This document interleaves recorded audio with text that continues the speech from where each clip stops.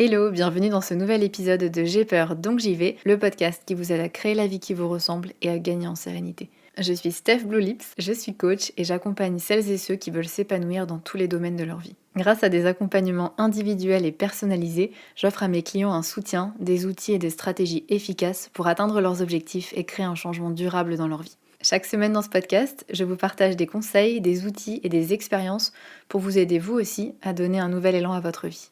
Vous êtes prêts ? C'est parti!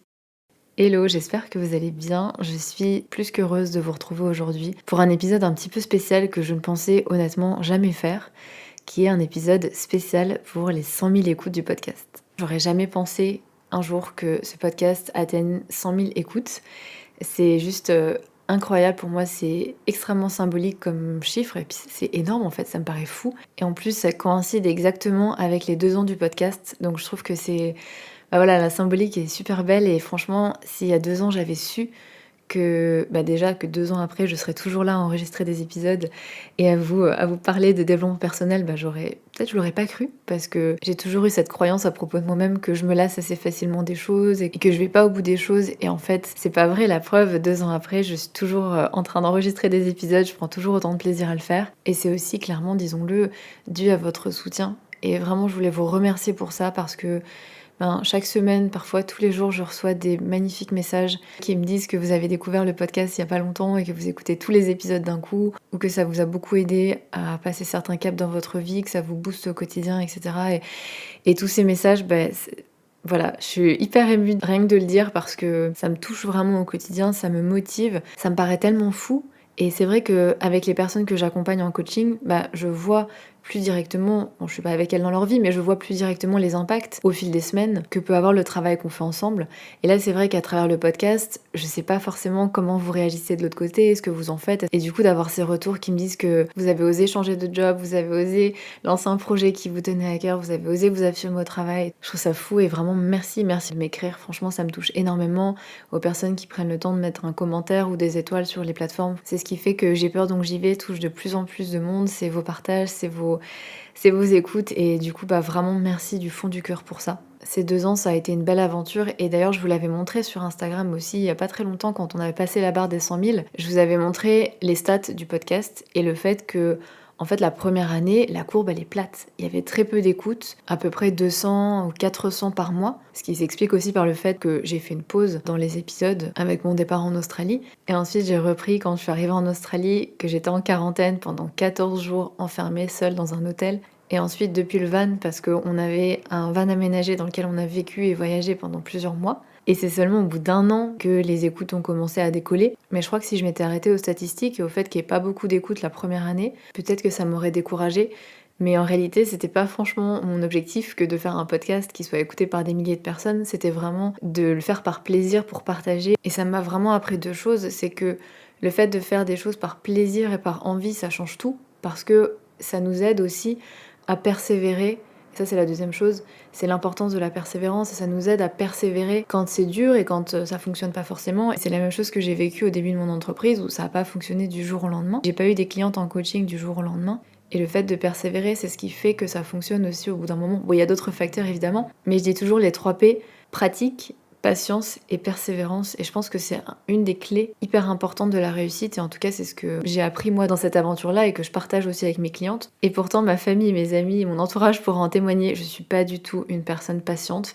Et j'ai toujours cru que j'étais pas du tout persévérante. Finalement, comme quoi, ce qu'on croit sur soi, c'est pas toujours vrai. Donc voilà. Donc en tout cas, je voulais vous remercier encore une fois et vous proposer aujourd'hui un épisode un petit peu spécial, un petit peu différent, qui est une foire aux questions. J'avais proposé aux personnes qui me suivent sur Instagram de me poser toutes les questions qu'elles veulent. Et il y a des questions sur mon parcours, sur la vie de coach, d'entrepreneur, sur la vie en Australie, il y a des questions plus perso, il y a des questions assez drôles. Il y a des questions aussi sur le podcast. Et donc si vous voulez en savoir un petit peu plus sur moi, un petit peu plus sur la personne qui se cache derrière ce podcast, vous êtes au bon endroit. J'espère qu'on va passer un bon moment. Et cet épisode ne sera pas structuré et construit comme les autres parce que j'avais pas envie de préparer les questions et que ce soit hyper rigide, etc. J'ai envie que ce soit spontané, mais j'ai quand même organisé les questions pour que ça ait un petit peu de sens. Et je vous propose qu'on commence tout de suite avec une question qui m'a été posée plusieurs fois et qu'on me pose très très souvent, c'est d'où vient le nom Blue Lips ? Le nom que j'utilise partout sur les réseaux sociaux, sur mon site, pour mon entreprise, c'est Steph Blue Lips. Donc bon, Steph, vous avez compris que c'est mon prénom Stéphanie. D'ailleurs, personne ne m'appelle Stéphanie, pas même mes clientes. Et quand certaines m'appellent Stéphanie, ça me fait tout bizarre. Je me dis, mais c'est à moi qu'elle parle. Et Blue Lips, c'est un surnom qui m'a été donné au lycée parce que à l'époque, il y avait une liqueur d'orange, je crois, que j'aimais beaucoup, qui s'appelle toujours d'ailleurs le curaçao. Et franchement, ça a l'air hyper chimique, c'est bleu turquoise. J'ai aucun souvenir parce que ça fait des années que j'en ai pas bu, donc je sais même pas si c'était bon, vraiment. Je pense quand même parce que j'en buvais de temps en temps. Et c'est une liqueur qui, du coup, vu que c'est bleu, c'est tellement chimique, ça me faisait la langue et les lèvres bleues. Et donc c'est comme ça qu'on m'a donné ce surnom. Et puis ensuite, c'était aussi le moment de l'explosion des réseaux sociaux. Tout le monde se crée un compte Facebook. Et moi, j'étais hyper réticente à ça. Je voulais pas avoir ma vie, mes photos, parce qu'à l'époque, c'était en 2009, tout le monde mettait ses photos de soirée, enfin des choses que t'as pas envie de voir sur Internet 10 ans après. Et moi, j'étais tout à fait contre ça. Et donc j'étais hyper réticente à avoir un profil Facebook.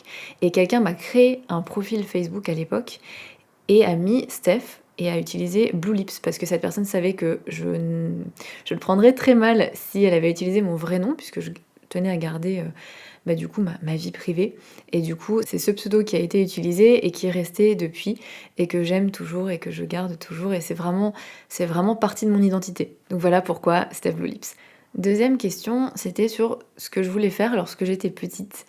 Et je trouvais que c'était une question marrante parce qu'il y a beaucoup de gens qui me suivent qui sont dans le même cas que moi. Moi, je savais absolument pas ce que je voulais faire quand j'étais petite. Enfin, si, je savais, mais j'avais tout le temps plein d'idées, plein d'envies. Et finalement, ça a jamais trop changé. Mais je me souviens que quand j'étais petite, je voulais être archéologue, je voulais être policière, je voulais être architecte d'intérieur. Ça a duré un moment. Je voulais être styliste, je voulais être présidente à cause des élections de 2002.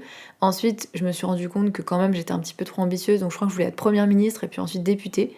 Et ça, c'est resté assez longtemps, et c'est pour ça d'ailleurs en plus que j'ai toujours voulu faire Sciences Po, parce que pour moi c'était un petit peu l'accès vers ça. Après, je voulais être anthropologue, je voulais faire les beaux-arts, enfin voilà, je voulais aussi faire de la physique. Ça, c'est un truc qui m'a toujours intéressée. En fait, c'était ça mon problème, c'est que tout m'intéressait, les sciences, l'art, la littérature. Et j'ai toujours été super curieuse, mais du coup, je passais d'un sujet à l'autre sans jamais vraiment être une spécialiste. Voilà, en fait, je pouvais discuter de tout, mais j'avais toujours ce complexe quand j'étais face à des personnes qui étaient spécialistes d'un sujet, d'en savoir moins. Et ça m'a mis vraiment énormément d'années, et j'en parlais d'ailleurs, j'ai fait un épisode sur le sujet, à comprendre que j'étais multipassionnée.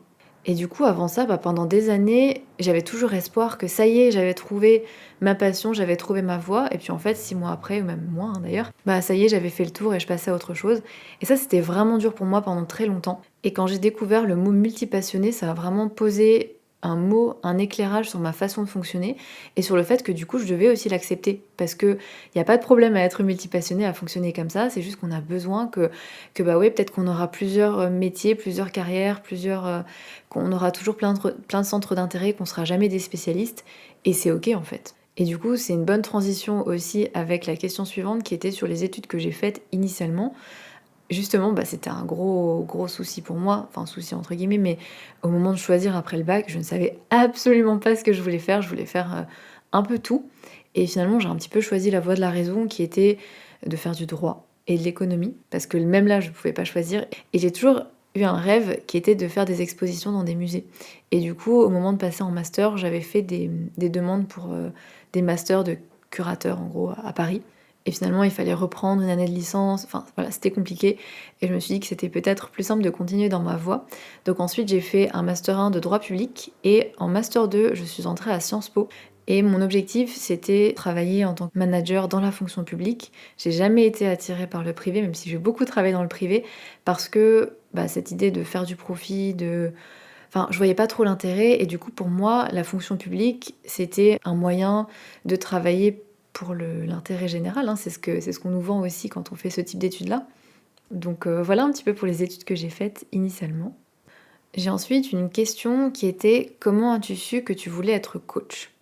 C'est une bonne question, parce que ça n'a pas été un déclic du jour au lendemain. Ça a vraiment été un process pour accepter, pour assumer que je voulais faire ça. Mais initialement, si je me suis intéressée au développement personnel et à la psychologie, c'est vraiment parce que moi j'en avais besoin. Parce que moi j'étais dans une période de ma vie qui était difficile, où j'avais vraiment besoin d'aller mieux, de trouver des solutions. Et c'est comme ça que je suis tombée dans la marmite, mais c'est parce que moi j'en avais besoin. Et ça m'a tellement aidée, ça a tellement changé de choses dans ma vie, ça m'a tellement apporté que j'avais envie aussi de partager ça. Mais au début, je connaissais même pas, faut être honnête quand même, je connaissais même pas ce métier du coaching à la base. Donc je partageais ça sur Instagram sous forme de post, mais même pas forcément orienté développement personnel en fait, c'était juste, je racontais des choses que j'avais vécues, des choses que j'avais apprises. Je partageais les erreurs que j'ai faites, les découvertes que je faisais, ce qui fonctionnait pour moi, ce que j'apprenais en fait sur le chemin. Et ça a créé une petite communauté, finalement sur Instagram, on n'était pas beaucoup, mais où il y avait vraiment cette proximité. Et d'ailleurs, certaines personnes me suivent encore aujourd'hui, on échange encore aujourd'hui des années après. Et j'ai commencé à parler de plus en plus de développement personnel, mais ça a été très progressif. Et puis j'ai fait la rencontre d'un coach qui justement m'a dit mais pourquoi tu fais pas ça en fait? Parce que je lui parlais voilà de ma situation professionnelle, du fait que j'aimais bien ce que je faisais, mais clairement c'était pas ce qui m'épanouissait. J'avais envie de liberté, j'avais envie de sens, j'avais envie de me sentir utile. Et c'est lui qui pour la première fois a planté la petite graine. Et ça a mis des mois et des mois ensuite avant que presque un an en réalité, avant que vraiment je n'envisage ça comme une piste. Parce que, soyons honnêtes, hein, il y avait plein de peurs, il y avait plein de doutes, il y avait plein de choses qui me disaient que non, j'en serais pas capable et que qui j'étais pour faire ça, etc. Enfin, le classique hein, quand on se lance dans une activité comme ça, ou dans un nouveau projet tout simplement. Et ouais, j'avais horriblement peur de me tromper, d'échouer, voilà, plein de peurs. Et puis je me suis dit au bout d'un moment, essaye. Il n'y a pas de meilleur moyen que d'essayer, de voir. Et c'est ce que j'ai fait. J'ai proposé à ma communauté de les accompagner, d'accompagner 3 personnes pendant 3 mois, gratuitement, en sachant que je suis débutante et que j'ai énormément de choses à apprendre, que ça sera les premières personnes que j'accompagne. Et j'ai eu plein de réponses, ce qui déjà m'a beaucoup touchée parce que ça veut dire qu'il y a des personnes qui me font confiance aussi pour, voilà, pour les accompagner. Et puis j'ai choisi 3 personnes que j'ai accompagnées. J'ai passé 3 mois à apprendre, décrypter les séances, préparer, analyser, étudier. J'étais vraiment à fond. Et en fait, c'est là où j'ai su, c'est que j'étais tellement enthousiaste, que je prenais tellement de plaisir, même si franchement les premières séances j'étais terrorisée, mais que j'y prenais tellement de plaisir, que c'était tellement naturel, que passer des heures à apprendre des choses sur ces thématiques-là, ça me passionnait, que c'est là que je me suis dit qu'en fait c'est ce que je voulais faire et qu'il y avait quelque chose à creuser. Et la cerise sur le gâteau, ça a été que à la fin des 3 mois, les 3 personnes étaient super contentes, elles avaient atteint leurs objectifs, que ça les a aidées, c'est qu'il y a quelque chose à faire. Et ça m'a donné une meilleure vue de quel type de profil je veux accompagner, sur quelle thématique, qu'est-ce que je dois apprendre. Donc ça m'a aussi donné beaucoup d'informations sur quelle formation je voulais faire, pourquoi. Parce qu'il existe tellement d'outils en coaching que parfois on peut être perdu. Et ouais, c'est comme ça que j'ai su en fait, en faisant, en essayant, en testant, malgré toutes les peurs, tous les doutes, toutes les réticences que je pouvais avoir et sans attendre d'avoir une révélation. Parce que pendant longtemps, j'ai attendu d'avoir une révélation, j'ai attendu de me dire ça y est, c'est ça, que ce soit presque une évidence, et en fait, ça aurait vachement simplifié les choses. Parce que c'est dur de se lancer quand on n'est pas sûr. Le truc, c'est que parfois, cette révélation, elle arrive jamais. Et c'est ce que je dis souvent aux personnes que j'accompagne en reconversion pro et qui sont elles-mêmes multipassionnées ou qui ont plein d'intérêts différents et qui savent pas forcément se fixer sur un, c'est que la révélation, elle n'arrive pas dans ces cas-là. Sinon, elle serait déjà arrivée et que parfois on peut avoir trouvé le bon métier, on peut avoir trouvé la bonne voie, mais c'est pas évident parce qu'il y a plein de peurs, il y a plein de doutes, il y a plein de choses qui viennent parasiter et qui font que il faut s'assurer, valider avant le projet et puis ensuite, si c'est validé, il faut se lancer parce qu'il n'y aura pas d'autre moyen de savoir que c'est le bon. Et justement, la question suivante m'a été posée par une de mes clientes. D'ailleurs, je suis désolée, j'ai même pas précisé le prénom des personnes qui posaient les questions. Désolée. Alors là, c'est une question de Alix qui me demandait: pensais-tu en être là il y a 2 ans en arrière, ou plus ou moins avancé dans tes projets? Alors je pense que je pensais pas du tout en être là il y a 2 ans en arrière. Quand je me suis lancée dans ce projet-là, dans cette entreprise-là, je me suis dit, si dans un an tu changes, c'est ok, au moins t'auras essayé. Et c'est mieux que de stagner et de rester dans une situation où t'es malheureuse, parce que c'est là où j'en étais, clairement, au niveau pro. Et ça m'avait fait énormément perdre en estime de moi.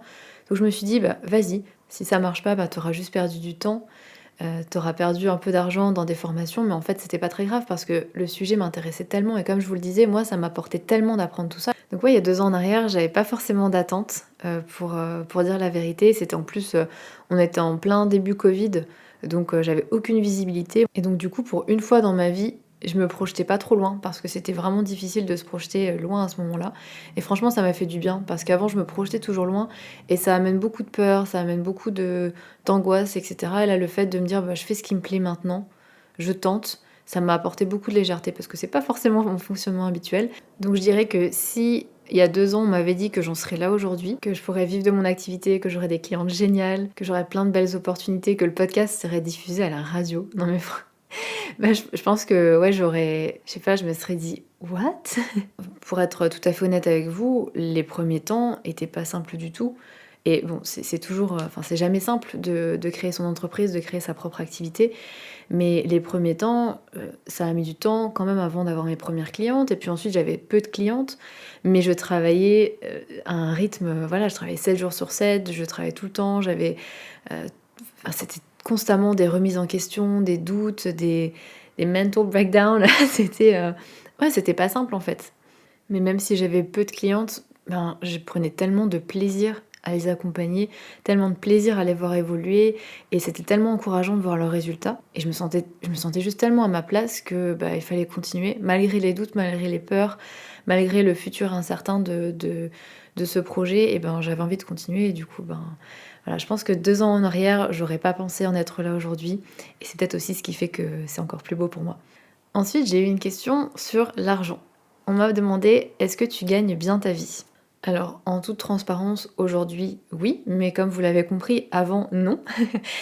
Aujourd'hui, oui. J'ai la chance, soyons honnêtes, hein, d'avoir assez de demandes pour pouvoir aussi un petit peu décider et puis même si à certains postes, je pourrais gagner plus et avoir une stabilité et avoir plein de choses dans le privé, bah, en fait, ce métier que je fais aujourd'hui, il est tellement épanouissant.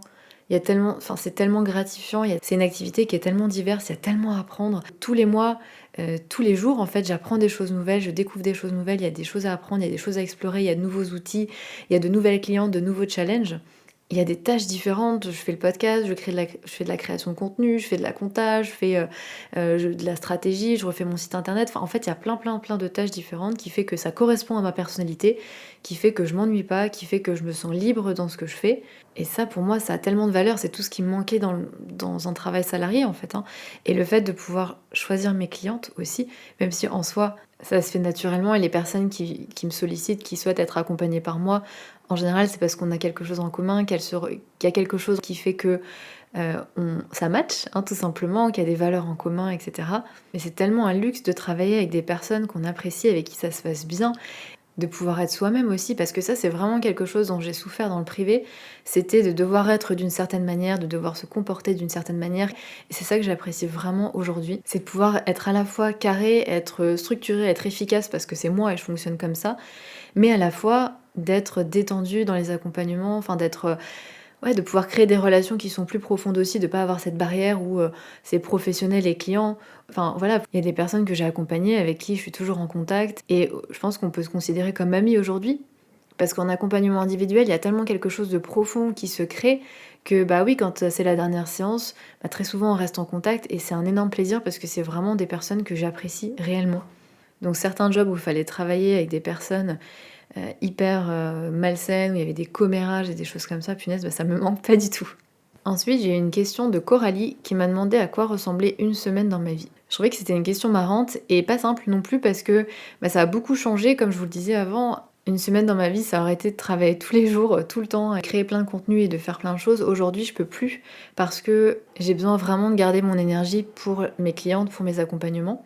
Donc c'est super important pour moi d'avoir déjà mes week-ends. Ça, c'est nouveau aussi. Bon, ça fait, un petit moment maintenant que je prends mes week-ends, mais pendant très longtemps, je prenais pas mes week-ends. Aujourd'hui, c'est le cas et c'est vraiment hyper important pour moi de me réserver 2 jours off. Mais donc j'ai un rythme un petit peu bizarre parce que du fait d'être en Australie et du fait que mes clientes soient en France et en Belgique, en tout cas en Europe, bah, du coup, je travaille plutôt le soir et l'après-midi, donc j'ai toujours mes matinées de libre pour m'organiser.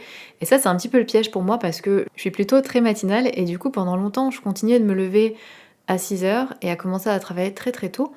Et en fait, c'est hyper dur de tenir jusqu'à 21h-22h. Donc aujourd'hui, une semaine vraiment typique pour moi, elle commence déjà le vendredi d'avant, où je fais le point sur la semaine qui s'est passée et où je planifie, ou en tout cas, je note les objectifs de la semaine. Donc combien j'ai de séances, quel type de séance, parce que certaines séances demandent une préparation particulière, combien j'ai d'appels découvertes. Donc tout ça, ça me permet d'avoir une vision déjà d'ensemble de ce que je dois faire dans ma semaine d'après et là où je dois aussi garder mon énergie. Donc aujourd'hui, j'essaie vraiment de prendre mon temps et de pas m'épuiser le matin Parce qu'avant, j'étais capable de travailler en fait à fond. Et puis ensuite, à 15h, quand mes séances, 15h du coup chez moi, quand les séances de coaching commencent, bah, j'avais déjà plus de jus quoi. Et c'est vraiment pas le but. Donc aujourd'hui, mon lundi matin en général, c'est tranquille.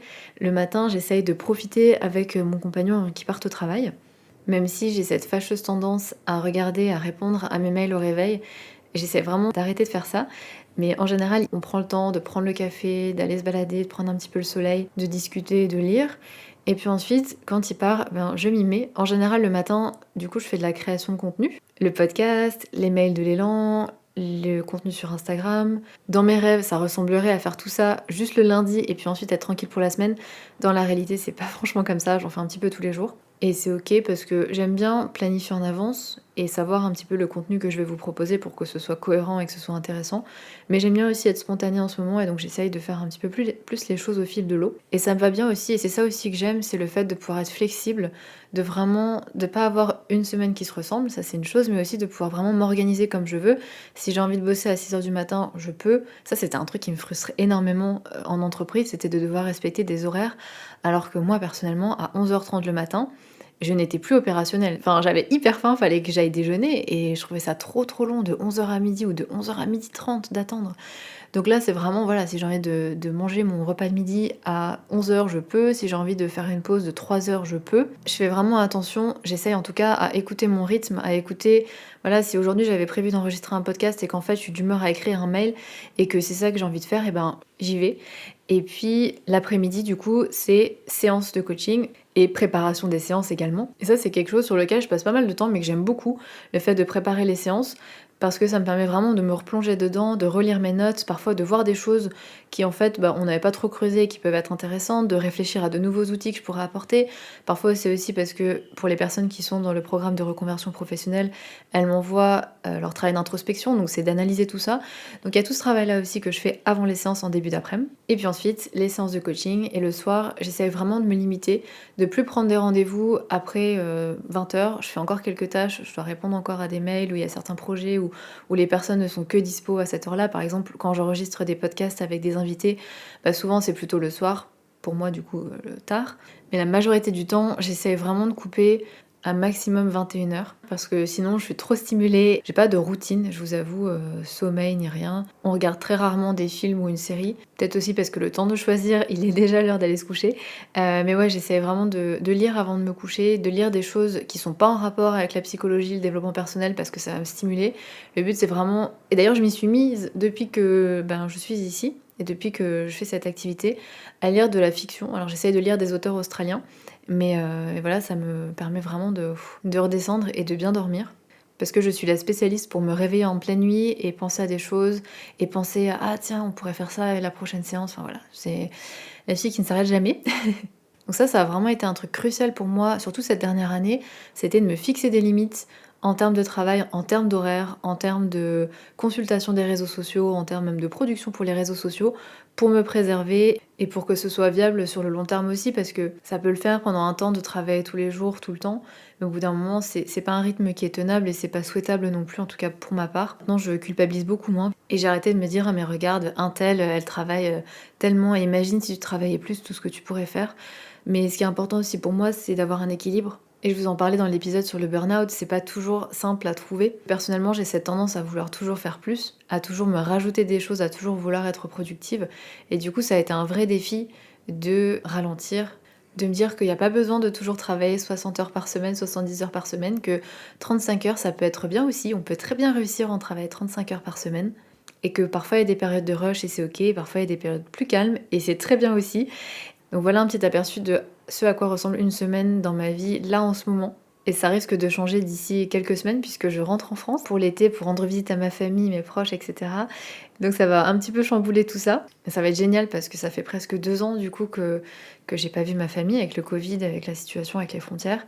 Et justement, ça va être une transition parfaite pour la question suivante qui est: quand es-tu arrivée en Australie? Alors je suis arrivée en pleine pandémie, donc ouais, il y a presque 2 ans maintenant, et j'ai une autre question de Marine qui m'a demandé est-ce que j'ai commencé avec un Working Holiday Visa en Australie.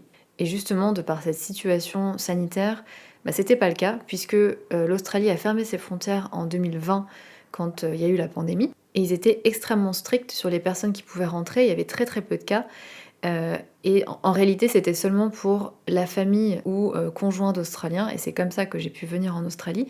Mais il n'y avait pas de Working Holiday Visa. Donc pour les personnes qui ne savent pas ce que c'est un visa spécial pour, alors je sais plus maintenant si c'est 30 ou 35 ans, je crois que c'est passé à 35 ans pour les Français, qui permet de venir en Australie et d'y travailler pendant 1 an, renouvelable sous certaines conditions.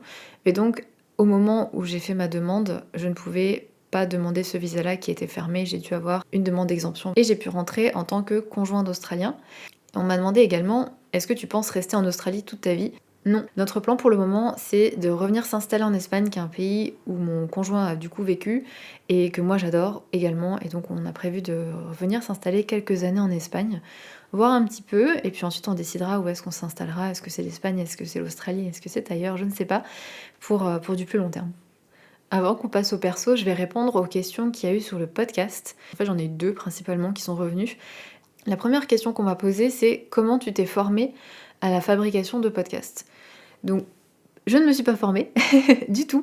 C'est un petit peu tout l'inverse de mon fonctionnement. En général, je suis plutôt le genre à faire plein de recherches, à vraiment vouloir tout savoir avant de me lancer. Et là, j'avais vraiment décidé dans cette période-là d'essayer de faire l'inverse, d'essayer de me lancer, d'apprendre au fur et à mesure, de me faire confiance, et ça a plutôt bien marché. Mais c'est vrai que du coup, il y avait quand même, c'était pas simple. Mais je pense que si j'avais su justement toutes les étapes qu'il y avait à faire, peut-être que ça m'aurait freiné. Donc là, le fait d'y aller étape par étape, de me lancer et puis de voir au fur et à mesure, ça m'a aussi aidé. Et puis le fait de ne pas avoir d'ambition particulière avec ce podcast, à la base, c'était un défi envers moi-même parce que j'ai toujours aimé écouter des podcasts. Mais lorsque l'idée est apparue d'en créer un moi-même, je me suis dit mais non Steph, n'importe quoi, tu vas pas y arriver. Puis il y a déjà des gens qui parlent de développement personnel et qui le font très bien, donc t'auras rien à apporter. Et puis l'oral, ça a jamais été ton fort. Et imagine si des personnes que tu connais tombent sur ce podcast, la honte, et si pire encore, personne ne l'écoute.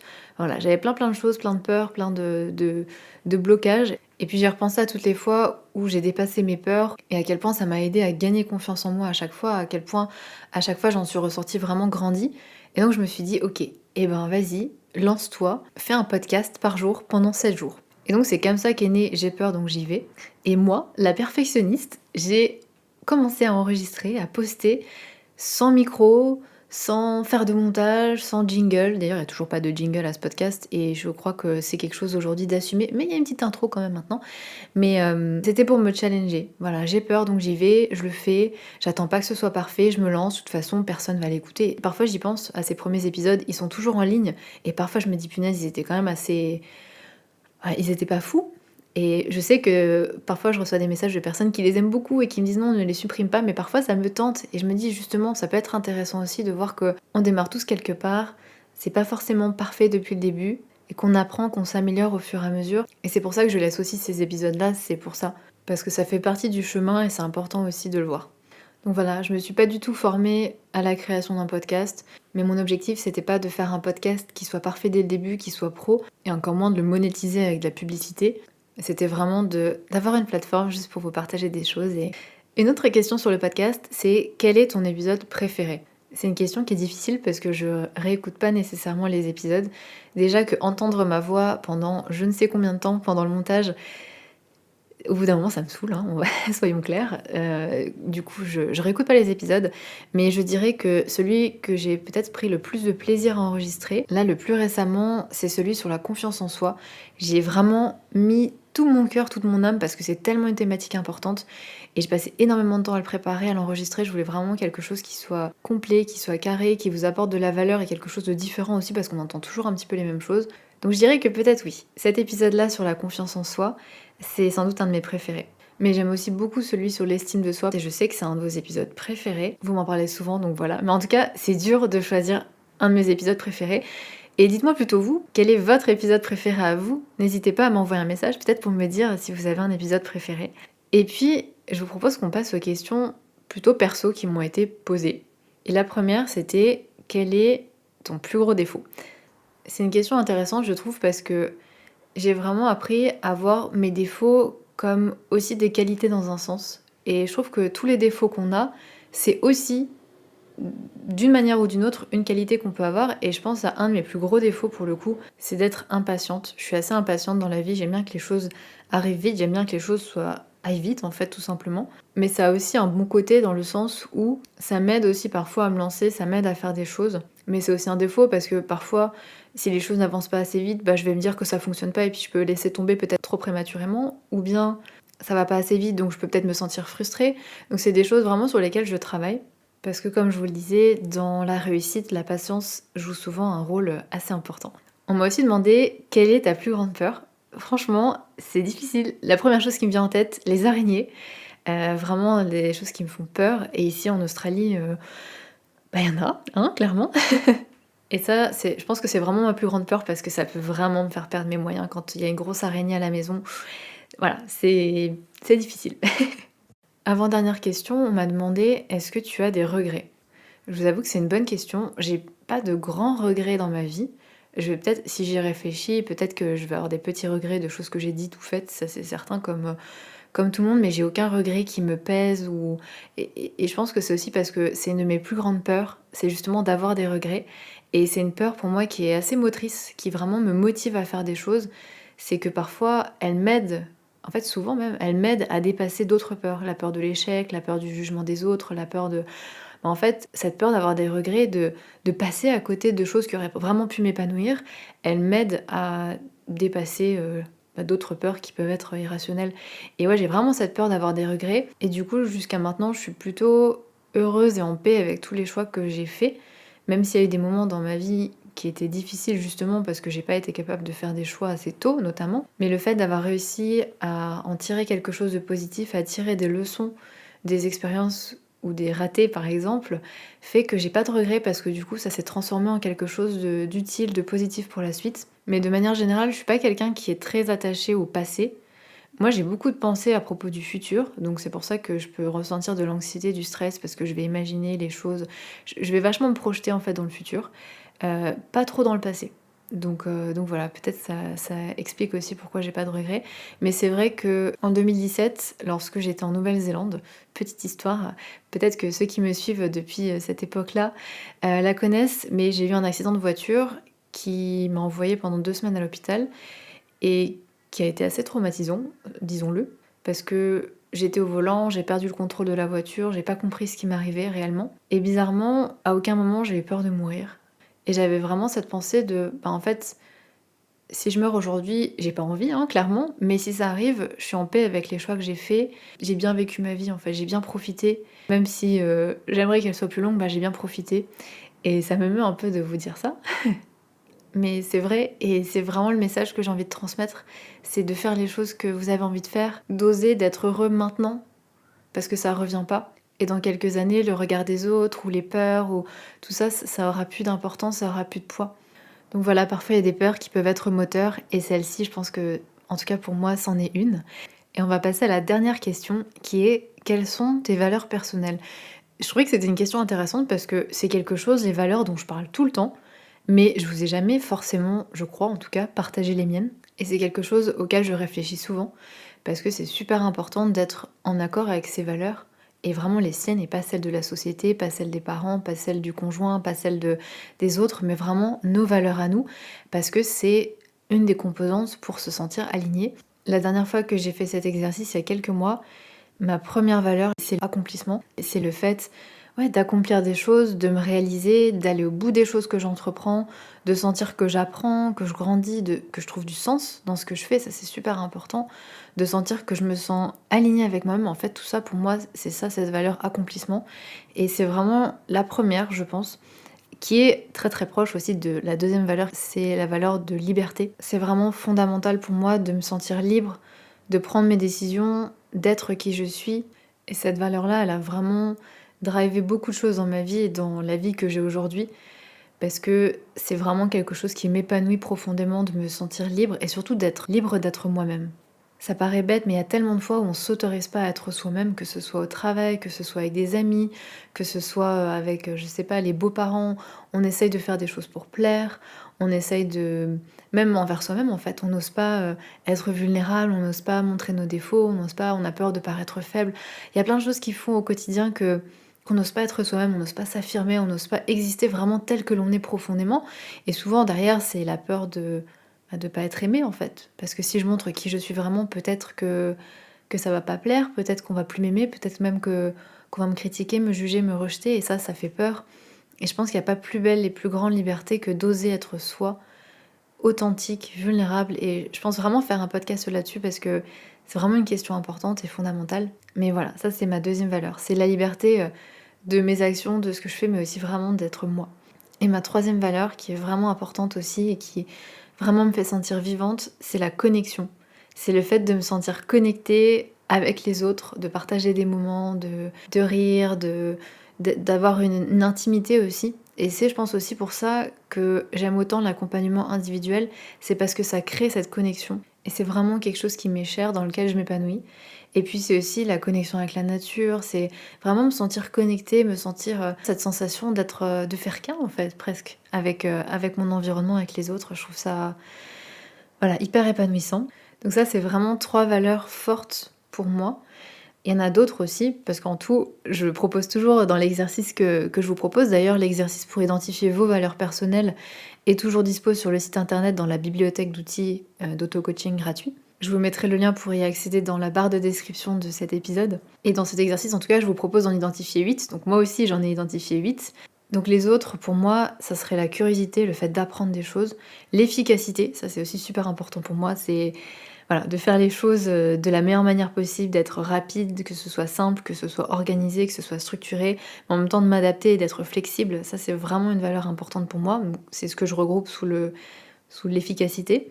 Il y a aussi la motivation, l'honnêteté, ça c'est super important pour moi, le fait d'être, d'une part de dire la vérité, ça c'est une chose, mais aussi d'être honnête dans le sens où je suis authentique sur ce que je pense, sur ce que je ressens avec les autres. Ça c'est super important, que ce soit dans ma vie perso ou pro. Et la transparence, l'honnêteté c'est super important. Et puis je dirais la dernière, la responsabilité. Le fait de prendre la responsabilité de ma vie, de mes choix, de comment je me sens, tout ça, ça m'a vraiment aidé à reprendre un petit peu le contrôle sur ma vie parce que pendant longtemps, je me suis sentie un peu victime de mes émotions, victime de pas savoir quoi faire. Enfin, il y avait plein de choses où j'avais l'impression d'être bloquée, de stagner. Et cette valeur de responsabilité, pour moi, c'est le fait de reprendre le contrôle sur ma vie, de s'il y a des choses qui me plaisent pas, bah, je vais œuvrer pour les changer, pour les modifier dans la mesure du possible. Ça veut dire travailler sur moi, donc il y a eu tout ce travail que j'ai pu faire sur mon estime de moi et ma confiance en moi qui ont changé énormément de choses.